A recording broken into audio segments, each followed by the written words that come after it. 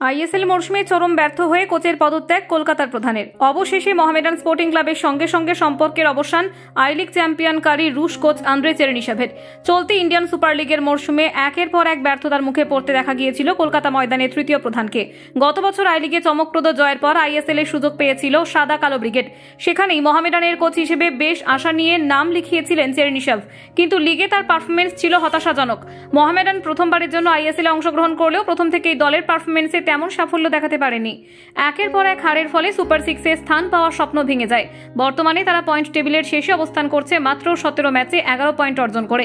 একই সঙ্গে ক্লাবের অভ্যন্তরে আর্থিক সমস্যাও ব্যাপক আকার ধারণ করে।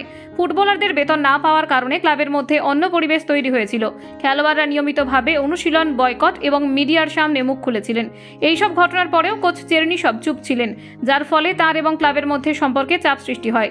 এমন পরিস্থিতিতে চেরনিসভ তার বকেয়া বেতন নিয়ে ফিফায় অভিযোগ জানান বলে জানা গিয়েছে। তিনি জানান তার 2 মাসের বেতন বাকি রয়েছে এবং এই কারণে তিনি ক্লাবের বিরুদ্ধে অভিযোগ করতে বাধ্য হয়েছেন।